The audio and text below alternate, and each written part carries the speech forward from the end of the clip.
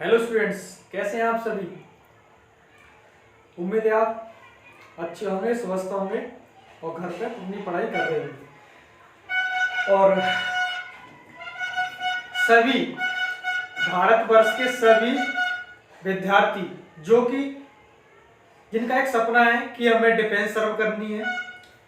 Defence का एक सपना हर किसी का होता है कि मैं एक फौजी बन करके अपने गलियों से निकल के जाऊं, अपने गांव की गलियों से निकल के जाऊं और देश की सेवा में अपना 100% योगदान दूं।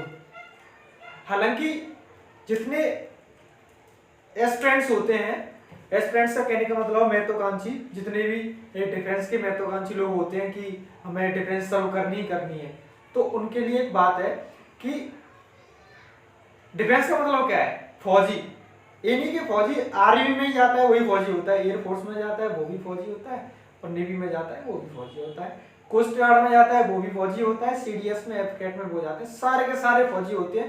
कहने का मतलब है कि जो डिफेंस को किस तरीके से मतलब डायरेक्ट इनडायरेक्ट तरीके जितने भी तरीके हैं सर्व करते हैं डिफेंस को, वो सारे के सारे फौजी। और मैं इनको एक बात सैल्यूट करना चाहूंगा सभी फौजियों को। हालांकि फौजी इंसान जो होता है, फौजी अपने जीवन में 2 बार बनता है। कैसे? जिन लोगों ने अपना सपना बना लिया है कि मुझे फौज में जाना है तो फौजी है वो, और जो सपना बना लेते हैं उसके बाद अपने मेहनत करने लग जाते हैं, मेहनत करने के बाद में सिलेक्शन लेते हैं तो वो फौजी बन जाते हैं। ठीक है। हालांकि हर एक इंसान के जो डिफेंस सर्व करना चाहता है वो एक बार तो हमेशा मिनिमम तो फौजी एक बार बनता है, मैक्सिमम 2 बार बन जाता है। ठीक है। अच्छा, इसी को चलते हुए जो हमारी इंडियन नेवी है, इंडियन नेवी जिसको आप इंडियन नेवी भारतीय नौसेना बोलते हैं, भारतीय नौसेना ने इंडियन नेवी ने नोटिफिकेशन आउट किया है किसके लिए? AA के लिए और SSR के लिए। बात समझ में आई? AA और SSR के लिए। अच्छा, ये होता क्या है? इसकी एक ट्रेड होती है, ट्रेड बोले तो इसकी एक पार्ट होता है इंडियन नेवी का, जो इंटर के बाद ही जो कैंडिडेट सेलेक्ट किए जाते हैं वो AA और SSR के लिए सेलेक्ट कर लिए जाते हैं। लेकिन इससे एक और होती है जिसको हम MR बोल देते हैं, लेकिन MR का नोटिफिकेशन इंडियन नेवी ने AA SSR से पहले आउट कर दिया था, लेकिन इसके फॉर्म अभी स्टार्ट नहीं हो चुके हैं। अच्छा, स्टार्ट हो गए इसके, कब से स्टार्ट हो गए? 16 अक्टूबर से 2021 से स्टार्ट हो चुके हैं और ये चलेंगे लगभग क्या 25 अक्टूबर तक चलेंगे। कहने का मतलब है कि जो नोटिफिकेशन आउट हो गया है, इसका क्या हो गया है? नोटिफिकेशन आउट, नोटिफिकेशन आउट हो चुका है किसके लिए? AA SSR के लिए। और ये जो इंटेक रहेगा वो 2022 के बैच के लिए रहेगा, 2022 बैच। मतलब अभी से इसका प्रोसीजर स्टार्ट कर दिया गया है, लेकिन 2022 में इनकी ज्वाइनिंग हो जाएगी, जो यहाँ से सेलेक्ट हो गए स्टूडेंट्स आएंगे। बात समझ में आई यहाँ से? अच्छा, MR के स्टार्ट कब से होंगे? ये लगभग जो आज तारीख है लगभग कितनी भी हो, तो यहाँ से 28-29 स्टार्ट से हो जाएंगे, 29 अक्टूबर से स्टार्ट ये वाले हो जाएंगे, 29 अक्टूबर 2021 से स्टार्ट MR के लिए हो जाएंगे और AA SSR के लिए हो गई। अच्छा, AA का मतलब होता है, इसकी फुल फॉर्म होती है आर्टिफिशियल अप्रेंटिस। क्या होती है भाई? Artificial apprentice. और जो SSR की होती है वो होती है सीनियर सेकेंडरी रिक्रूटमेंट, मतलब AA SSR। अच्छा, इसमें अगर मैं एक बात करूं, इनमें कंपैरिजन की बात करूं, मैं कंपैरिजन इसमें सबसे बढ़िया कौन है? अब मैं बताऊं, जो मेहनत करते हैं, मेहनत करने के बाद अपना सिलेक्शन लेते हैं तो उनके लिए। अच्छा, मैं एक बात बता दूं आपको कि जितना जो स्टूडेंट्स होते हैं या फिर हम कोई भी कार्य कर रहे होते हैं अपने जीवन में, तो जितना हम इनपुट देते हैं, इनपुट का मतलब है कि हम अपना एफर्ट लगाते हैं किसी कार्य के लिए, तो इनपुट जितना भी देते हैं उतना ही हमें आउटपुट निकल के आता है। क्या निकल के आता है मेरे भाई? आउटपुट उतना ही निकल के आता है। इनपुट देंगे उतना ही आउटपुट निकल के आएगा। ऐसा नहीं कि हमने मेहनत की थी 2 घंटे की, हमें जो रिजल्ट निकल के आएगा हमें 4 घंटे की मेहनत के बराबर ना भैया।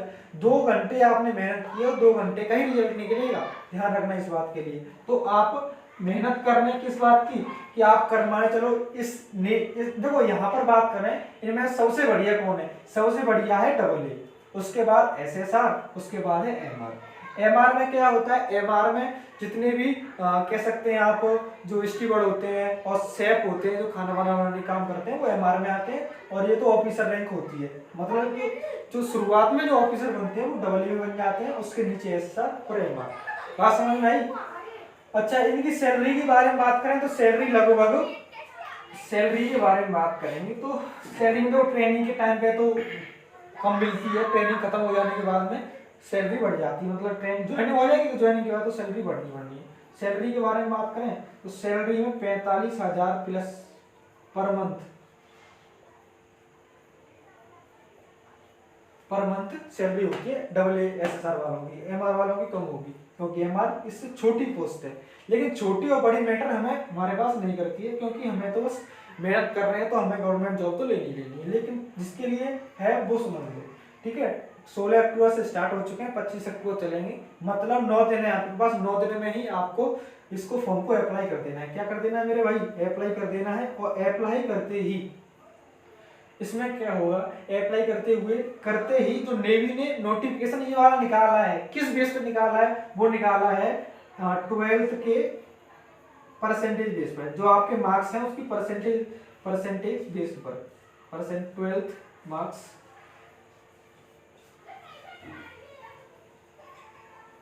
परसेंटेज बेस्ड ये एप्लीकेशन फॉर्म है। इसमें कहने का मतलब है कि 12th में जितने भी मार्क्स आए, जितनी परसेंटेज, उसके हिसाब से लिए जाएंगे कैंडिडेट्स। लेकिन कैंडिडेट्स होंगे कितने सर, ये भी बता दो हमें। कैंडिडेट्स होंगे केवल और केवल 10,000 होंगे। अच्छा सर 10,000 होंगे, तो हमें ये भी बता दीजिए कहाँ से होंगे। तो ये होंगे पूरे ऑल ओवर इंडिया से, ऑल ओवर इंडिया। और इंडिया का मतलब तुम समझ रहे हैं, यहाँ पर स्टेट आ जाते हैं। तो 10,000 कैंडिडेट, 10,000 कैंडिडेट्स बुलाए जाएंगे केवल और केवल इंडिया से। इंडिया से कहने का मतलब केवल और केवल 10,000 कैंडिडेट्स ही बुलाए जाएंगे। तो इस पर जो सर हमें ये भी बताइए कि जो 12th जो मार्क्स हैं परसेंटेज बेस्ड होगी भर्ती ये, तो ये किस तरीके से होगी ये बता दीजिए। तो कहने का मतलब है अगर आप यूपी से बिलोंग करते हैं तो यूपी की जो लिस्ट है वो अलग होगी, और एमपी की अलग, ऐसी एमपी की, बिहार की, झारखंड की, और ऐसे ही गोवा जितने भी हैं, जितने भी जम्मू कश्मीर, ऐसे ही मतलब स्टेट वाइज ही मेरिट लिस्ट आपकी बनाई जाएगी। किसकी? नेवी SSR के लिए, मतलब यूपी की अलग जाएगी। अच्छा, इसके पीछे वाले की बात करें तो जो पीछे वाला जो इंटेक निकला था, मतलब जो पीछे वाली भर्ती आई थी, इससे पहले वहां पर यूपी की निकली थी 88.6% पे, मतलब इंटर में आपकी 88.6% मार्क्स हैं आपके, तो आप रिटर्न एग्जाम के लिए बुला लिए जाते हैं। कहने का मतलब है कि देखो अब तो ये है, अब 88.6% मार्क्स इंटर के पिछली बार की बात कर रहा हूँ, लेकिन इसका मतलब है नहीं अब भी इतनी चली जाएगी ना, अब इससे बढ़ भी सकती है, घट भी सकती है। लेकिन देखो मेरा जो अंदाजा है, ये जो यूपी की जो बात करूं, केवल स्पेशलिस्ट में स्पेशल यूपी के बारे में बात करूं तो ये बढ़ने के इसमें चांसेस हैं। क्यों? राजस्थान की बात करूं तो उसमें भी बढ़ने के चांसेस हैं। क्यों? क्योंकि जो हमारा जो पेंडेमिक निकल के गया है, कोरोना बीमारी निकली गई है, उसमें क्या है कि जो इंटर वाले स्टूडेंट्स हैं वो क्या कर दिए, प्रमोट कर दिए गए हैं, और उनको अपने हिसाब से क्या कर दिया गया है, प्रमोट कर दिया गया है। तो उन्होंने अपने हिसाब से क्या कर दिया स्कूल वालों ने कि मार्क्स दे दिए, तो मार्क्स दे दिए स्कूल वाले, तो पता ही है कैसे हैं, तो वहाँ पर परसेंटेज क्या बढ़ाकर किसी की 99% आ रही है, किसी राजस्थान का हाल तो बहुत बुरा है, ये 100% दे दिए राजस्थान वालों ने, राजस्थान बोर्ड ने। यूपी बोर्ड ने तो भी कम किया है, जितना 95% ही 92-93, मतलब 85% से नंबर ऑफ स्टूडेंट्स ज्यादा देखे तो ज्यादा नंबर ऑफ स्टूडेंट्स 85% प्लस ज्यादा होंगे। कहने का मतलब है इससे जो कट ऑफ होगी वो हाई टंगेगी, इस बात का ध्यान रखेंगे। यूपी की बारे में बात करें तो, और राजस्थान की तो 100% हो जाएगी। 100% के कहने का मतलब है 97, 100 इनमें मतलब 97 प्लस ही जाएगी। तो राजस्थान में तो हाल बहुत बुरा है आपकी। अच्छा, यहाँ तक बात समझ में आ गई होगी। 10,000 कैंडिडेट्स बुलाए जाएंगे, जो मेरिट लिस्ट होगी, कट ऑफ टंगेगी, वो स्टेट वाइज टंगेगी, पहली बात। अच्छा, इसमें क्या होगा, जो कैंडिडेट शॉर्ट लिस्ट होते हैं कट ऑफ में शॉर्ट लिस्ट हो जाएंगे, तो उनको रिटर्न एग्जाम के लिए बुला लिया जाएगा। किसके लिए? रिटर्न एग्जाम के लिए बुला लिया जाएगा। और इनका जो एग्जाम होगा वो होगा ऑफलाइन, ऑफलाइन एग्जाम होगा, ऑनलाइन नहीं होगा, ऑफलाइन होगा। पिछले इंटेक में भी ऑफलाइन हुआ था, इसमें भी ऑफलाइन होगा, ऐसा नेवी की नोटिफिकेशन में लिखा है। ये मैं अपनी ओर से नहीं है, जैसा कि नोटिफिकेशन में लिखा है वो ऑफलाइन ही होगा। लेकिन अच्छा, रिटर्न एग्जाम में जो क्वालिफाइड स्टूडेंट्स होंगे उनको क्या होगा, उनके लिए फिर क्या कहेगा, वो बुलाए जाएंगे। बुलाए जाने के बाद में उनका फिजिकल होगा व रनिंग होगी। रनिंग अगर मैं बात करूं, एक सेकेंड, रनिंग के बारे में बात करूं तो देखो, रनिंग आपको क्या करनी है, रनिंग कैसे कितनी होगी, वहां पर रनिंग होगी 1 मील मतलब 1600 मीटर। 1 मील में 1600 मीटर होते हैं, 1600 मीटर होते हैं। 1600 मीटर मतलब 1 किलोमीटर 600 मीटर, इतनी रनिंग करनी है। और आपको फिनिश करनी है, आपको 7 मिनट में, मतलब 7 मिनट के अंदर अंदर फिनिश करनी है। अच्छा, जो पुशअप्स होते हैं, पुशअप्स होंगे वो 10 टाइम्स होंगे। कहने का मतलब है केवल और केवल 10 लगवाएंगे वो, और कुछ नहीं करवाएंगे। अच्छा, जो स्क्वाट्स सब होते हैं, कहने का मतलब है जो उठक बैठक होती है, उठक बैठक, समझ रहे हो हैं? उठक बैठक करवाएंगे आपके 20 टाइम्स, मतलब 20 करवाएंगे, आराम से लगा देंगे। तो किसी की टेंशन वाली बात है नहीं, 7 मिनट में ही आराम से रनिंग हो जाएगी। ठीक है। अच्छा, ये रनिंग का क्राइटेरिया रहा, ये पुशअप्स और ये उठक बैठक। और आपको पता है पीएफटी तो होगा ही होगा, मतलब पीएफटी तो इसी को बोल देते हैं, वैसे तो फिर मेडिकल होगा, मेडिकल एग्जाम, मेडिकल होगा। अच्छा, उसके बाद क्या करना है, रनिंग होगी, पुशअप्स हो गए, उठक बैठक, मतलब जो पीएफटी की क्राइटेरिया में आ जाता है, मेडिकल हो जाता है। लेकिन मैं इस बारे में एक बात और मैं बता दूं कि कौन कौन इसे अप्लाई कर सकता है। तो अप्लाई करने के लिए आपको क्या करना है कि आपकी जो इंटर है, इंटरमीडिएट होगा, 12th है आपकी, 12th में पीसीएम होना जरूरी है। PCM physics chemistry mathematics, physics chemistry mathematics, physics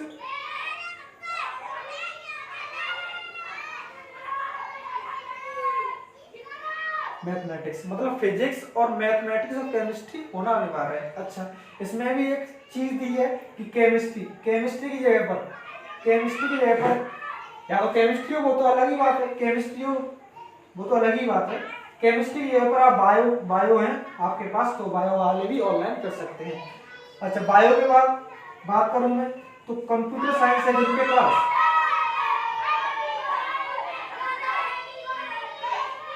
computer science है या बायोलॉजी या केमिस्ट्री तो है ही, इनमें से एक, कहने का मतलब इन तीनों में से एक होनी चाहिए हमारे पास। एक चीज एक है तो आप अप्लाई कर सकते हैं।